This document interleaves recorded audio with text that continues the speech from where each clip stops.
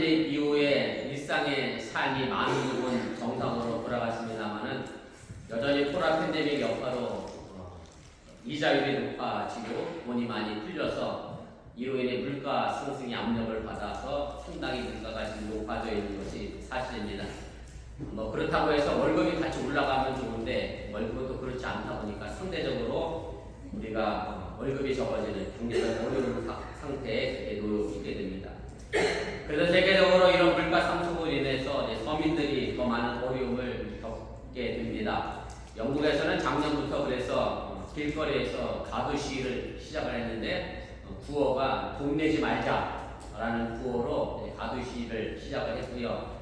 전기세와 가스 비용이 이제 우크라이나와 러시아 전쟁으로 해서 상당히 올라감으로 해서 전년도에 비하여 2.5배 이상 올라서 전기를 안 켜고 대신 촛불을 켜는 가정도 있다. 이렇게 소개하는 뉴스도 제가 전해드리게 됐습니다. 전 세계적으로 은행의 이자도 상당히 높아져서 한국의 은행도 이와 동달아서 작년 한 해만 이자 수익으로만 30조 원의 이익을 얻었다. 그래서 정부가 은행에 횡재세를 부과해야 되는 거 아니냐라고 생각하며 그런 움직임도 있음을 우리가 알게 됩니다. 이런 경제적 어려움으로 인해서 스스로 목숨을 끊는 사람들도 많아졌습니다. 2021년 통계입니다만은 물론 모두가 경제적 어려움으로 그런 것은 아니지만 대한민국의 자살자 수가 무려 13,352명으로 계산이 됐고요. 이걸 시간당으로 따지면 1시간에 대한민국에서 1명꼴로 2시간에 1명꼴로 이렇게 1시간에 2명꼴로 목숨을 끊는 그런 상황이 됐습니다. 경제적으로 어려움으로 자살하는 사람들에 대해서는 많은 사람들이 그래도 공감을 하고 이해를 합니다.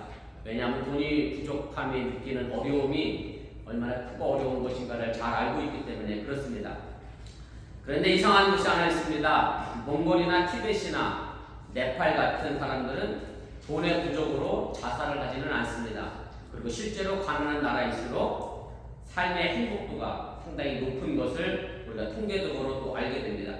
그런데 잘 산다는 선진국일수록 돈의 문제로 인하여 어려움을 겪는 많은 사람들이 있습니다. 그 이유는 사실 아주 간단합니다. 잘 사는 나라는 물질이 근본이고 중심이 되는 자본주의 사회 속에서 살고 있기 때문에 그렇습니다. 그러나 가난한 나라들은 자본주의가 근본적으로 나라 전체에 영향을 주지 않기 때문에 이런 결과의 차이가 생겨나게 된다는 그런 말씀입니다. 물질이 근본이 되는 사회는 결국은 인성을 밀어냅니다. 사람과 사람이 서로 믿고 신뢰하고 격려하는 사회통합이 이루어지지 않게 된다는 말씀입니다. 그런데 인생을 살다 보면 돈만이 부족한 것은 아닙니다. 모든 것이 부족해서 우리를 힘들게 합니다. 돈이 없고 건강도 없고 집도 없고 친구도 없고 여러 가지로 없는 것이 많아 참 힘이 든다라고 하는 얘기입니다. 제가 최근에 본 기사에 의하면 외로움을 느끼는 것이 저는 담배를 피지 않아서 잘 모르겠습니다만 담배 연례 가치를 피는 것 이상으로 건강에 좋지 않다. 이런 통계를 제가 봤습니다. 그렇다고 해서 그 사람이 외로움을 느껴서 주변에 가족이 없는 것도 아니고 친구가 없는 것도 아니고 자녀가 없는 것도 아닌데 그만큼 외로움을 느끼며 사는 사람이 참 많다라고 하는 얘기고 결국 뭐가 부족하기 때문에 그렇습니다.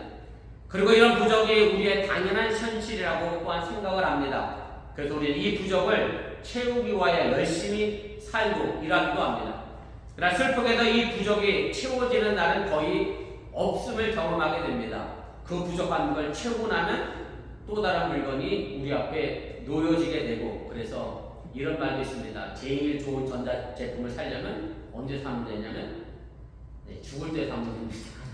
사고 나면 바로 중고가 됩니다. 신제품이 그 뒤로 계속 나오기 때문에 우리의 부족감을 채워나가는 것이 거의 있을 수 없는 일임을 우리가 경험하게 됩니다. 오늘 우리가 함께 읽어보면 시편 23편의 첫 절은 그래서 우리와 거리가 좀 먼 이야기로 시작을 하게 됩니다. 여호와는 나의 목자시니 내게 부족함이 없으리로다. 부족함이 없으리로다라고 하는 말이 내 마음에 다가오지 않는다는 얘기입니다. 늘 부족함으로 살아가는 우리 현실 속에서 이 말은 전혀 위로가 되지 않는다는 말씀입니다. 그래서 뜬구름 같은 이야기고 그냥 성경이니까 그런 말을 하겠지라는 식으로 우리가 받아들이게 된다는 말씀입니다. 광야 40년 이스라엘 백성들을 잇는 모세가 요단 동편에 도착해서 지난 광야 40년의 세월을 돌아보며 신명기 2장 7절 말씀을 보면 이렇게 이스라엘 백성들에게 말합니다. 앞에 화면에도 있으니까 함께 보시면 좋겠습니다. 내 하나님 여호와께서 내가 하는 모든 일에 내게 복을 주시고 내가 이 광야에 두루 다님을 알고 내 하나님 여호와께서 이 40년 동안을 너와 함께 하셨으므로 내게 부족함이 없었느니라. 그런데 여러분들이 한번 상상해 보시기를 바랍니다. 이집트에서 팔레스틴으로 가는 광야의 길, 사망의 길에서 정말로 그 길이 복받은 길이고 그 광야길이 정말로 부족한 것이 없는 삶을 살았느냐, 그렇게 생각해보면 결코 그렇지 않다는 얘기입니다. 여러분들의 출애굽기나 레위기나 민수기를 보면 광야 40년 동안 이스라엘 백성들은 배가 고팠고요, 목도 말랐고 불안도 했고 무섭도록 쫓기는 삶도 살았음을 우리가 보게 됩니다. 그런데도 모세는 지금 부족함이 없었다라고 그렇게 말합니다. 우리의 인생의 관계도 마찬가지입니다. 늘 부족 때문에 우리는 불안하고 화나고 원망하고 싸우고 지루한 삶이었다는 것을 우리가 잘 알게 됩니다. 그냥 흔한 말로 우리는 옛 인생이라는 것이 산 넘어 산이고 산전수전 마치 공중전까지 다 겪은 우리의 삶이라고 해도 틀리지 않습니다. 그럼에도 불구하고 시편 23편의 이 시인은 부족함이 없으리로다라고 노래를 하고 있다는 사실을 우리가 주목을 해봐야 합니다. 이 시편 기자가 정말 그의 삶에 아무런 어려움이 없어서 모든 것이 평탄해서 이렇게 노래하고 있는 것은 결코 아니라는 말씀입니다. 우리가 이 사실을 어떻게 알 수 있느냐 하면 바로 본문 4절을 보면 이 시편 기자 이 시인도 사망의 음침한 골짜기에 있었음을 알게 됩니다. 이 내용을 보면 시인도 고통스러운 삶을 보낸 사람이 분명하고 너무나도 많은 부족한 현실의 삶을 겪었던 사람이라는 것을 우리가 알게 됩니다. 그럼에도 어찌 내게 부족함이 없으리로다라고 말하고 있는 것에 대하여 우리는 의구심을 가질 수밖에 없다는 얘기입니다. 우리가 육신의 관점 또한 욕심의 관점에서 이 세상을 바라보면 정말로 부족할 수밖에 없습니다. 원망의 관점에서 바라보면 세상의 모든 것들은 불평거리로 가득 차 있음을 보게 됩니다. 하지만 감사의 눈으로 세상을 바라보면 다르게 보입니다. 그 부족한 것이 내 삶을 정화시키고 내 영을 맑게 하는 것이라는 것을 우리가 볼 수 있게 된다는 말씀입니다. 생각해보면 정말 부족한 것이 많지는 않습니다. 여러분들에게는 먹을 것이 있습니다. 마실 것도 있고 정을 나눌 사람들도 있고 가야 할 인생의 목표가 분명하게 있습니다. 그래서 비록 넉넉하지는 않다 해도 불평하며 퉁퉁거리며 살 이유가 없다는 그런 말씀입니다. 제가 보는 유튜브 중에 골라툰 다큐라는 그런 유튜브 채널이 있습니다. 다큐멘터리를 모아서 중요한 부분만 소개하는 그런 내용인데 주로 세계 곳곳에 있는 오지에 사는 사람들의 이야기가 대부분 등장을 합니다. 저도 제가 깜짝 놀랄 사실을 몇 가지를 알게 됐습니다. 세상에는 몇 센트가 없어서 예방약을 구하지 못해서 소아마비에 걸리는 사람이 너무 많다는 사실입니다. 말라리아나 결핵이 우리에게는 아주 쉬운 병이지만 아직도 아프리카의 많은 어린이들에게는 여전히 치명적인 병입니다. 단 몇 센트가 없어서 약을 구하지를 못하기 때문에 그렇습니다.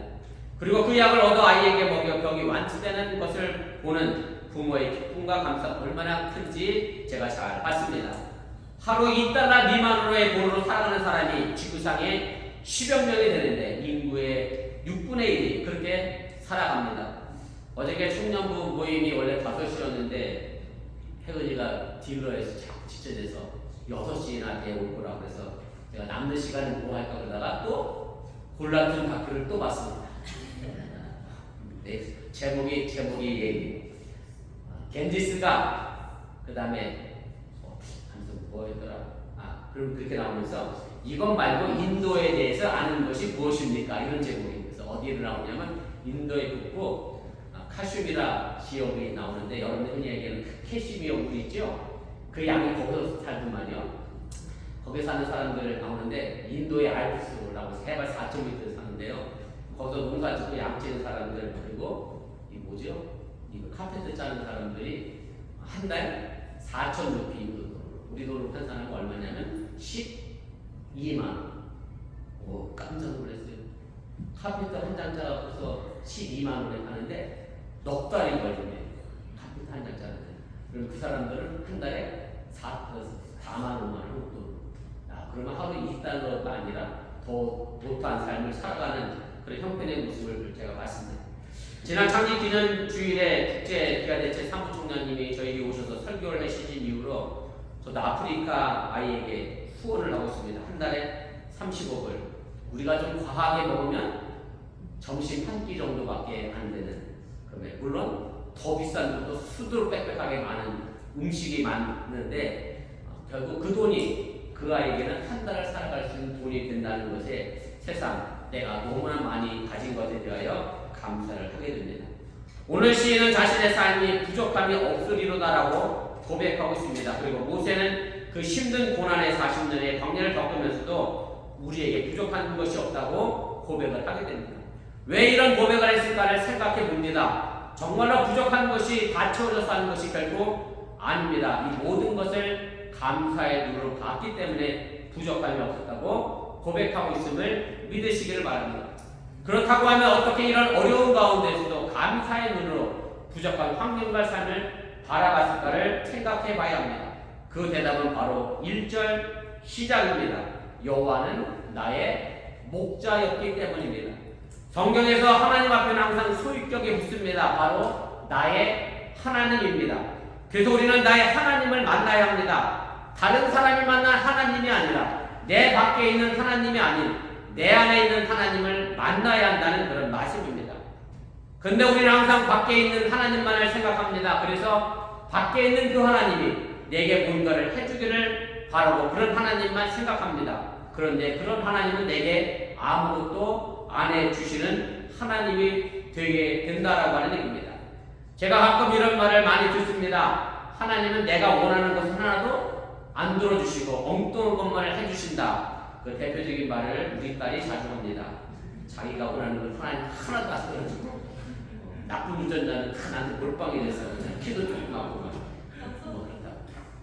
제가 괜찮은데 유전자가 아마 여러분들도 다 마찬가지일 거라 뭐 그런 생각이 듭니다. 우리 경험상 하나님이 나한테 내가 원하는 걸 그렇게 쏙쏙 해준 그런 하나님을 만난 경험은 거의 없습니다. 거의 대부분이 내가 원하지 않는 것으로 응답할 때가 많다는 그런 말씀입니다.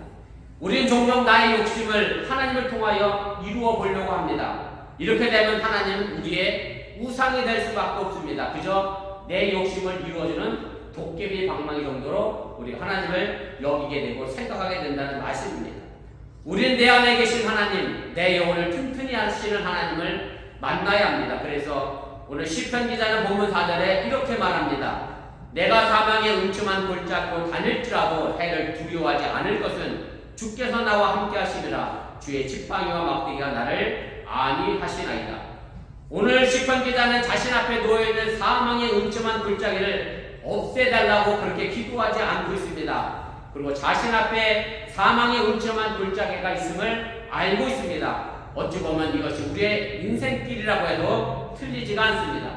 그리고 이 사망의 음침한 골짜기를 벗어날 사람은 아무도 없습니다. 잘 살든지 못 살든지 간에 삶의 어두운 골짜기는 누구에게나 존재하는 것이고 이것이 바로 우리의 삶이기 때문에 그렇습니다.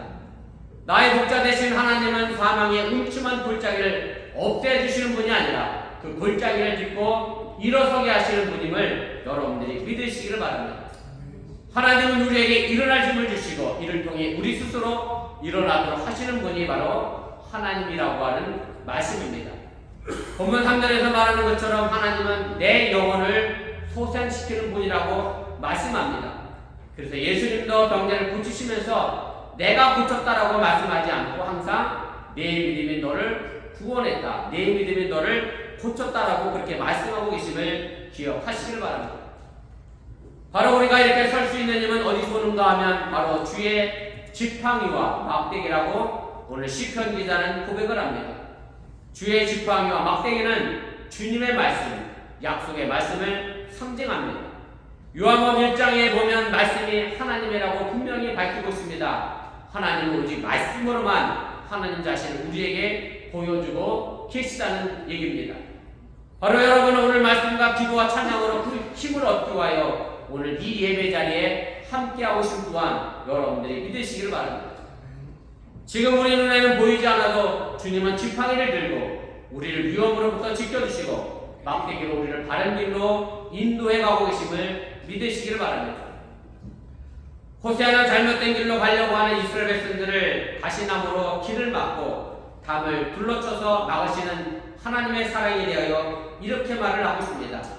호세아 2장 6절입니다. 그러므로 내가 가시로 그 길을 막으며 담을 쌓고 그 길을 찾지 못하게 하리니. 이렇게 하나님의 말씀은 우리를 바른 길로 인도해 가십니다. 하나님의 말씀이 내게 있다면 하나님이 나와 함께 계시다고 하면 우리는 바른 길로 올바른 길로 걸어가고 있음을 여러분들이 잊지 마시기를 바랍니다. 오늘 시편 기자는 본문 2절에서 목자이신 주님께서 푸른 풀밭에 누이시며 쉴 만한 물가로 인도하시는도다라고 고백합니다. 그리고 3절에서 내 영혼을 소생시키시고 자기 이름을 위하여 의의 길로 인도하시는도다라고 고백합니다. 이것이 바로 하나님이 함께 해주시는 삶입니다. 그러나 우리는 알지 못합니다. 우리는 푸른 풀밭인지 이것이 악의 구렁텅이인지 구별하지 못하게 된다는 얘기입니다. 늘 부족한 것만 보며 욕심의 눈으로 보면 그 푸른 풀밭이 전혀 우리에게 보이지 않게 됩니다. 욕심의 눈으로 덮여진 채로 우리는 그 푸른 풀밭을 전혀 알아챌 수 없다는 그런 말씀입니다. 그러다 보니 쉴만한 물가도 만날 수가 없게 됩니다. 그러나 약속에 담긴 주님 말씀을 담은 눈으로 세상을 바라본다면 그 푸른 풀밭은 우리 눈앞에 펼쳐져 있습니다. 내 가정, 내 남편, 내 아내, 내 자녀, 나아가 우리의 일터와 우리의 이웃, 더 나아가 우리 교회가 푸른 풀밭과 쉴만한 물가임을 여러분들이 믿으시기를 바랍니다.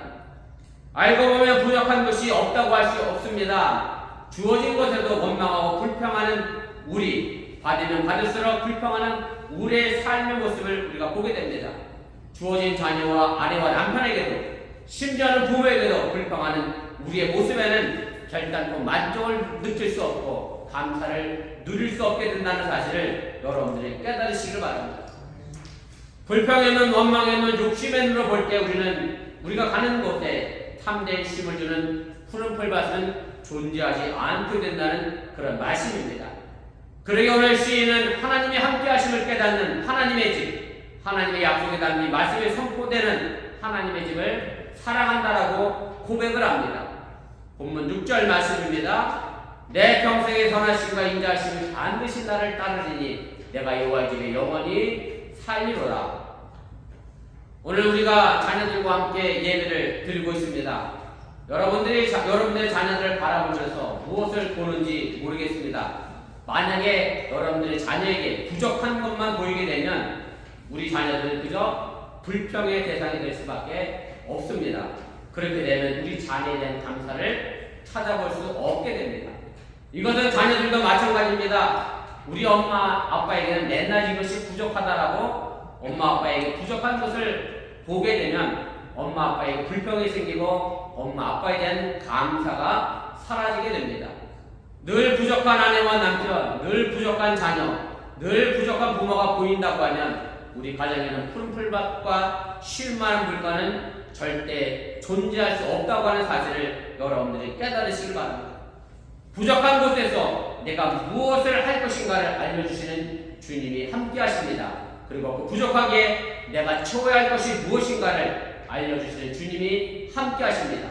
그래서 알고 보면 부족한 것이 없었습니다. 주님은 새롭게 해주시고 함께 해주시는 것을 안다면 부족한 것에 기꺼이 뛰어들어 내 사랑이 있어야 함을 우리가 알게 됩니다.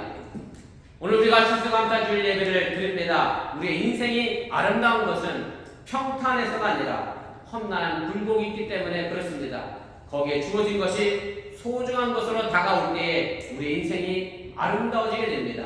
소중한 가족, 그리고 가족, 일터, 교회, 더 나아가 소중한 자기 자신을 바라볼 때 비로소 감사의 눈이 밝아지고 바로 그것이 참된 쉼을 가질 수 있는 푸른 풀밭과 쉴만한 물가가 됨을 여러분들이 또한 아시기를 바랍니다.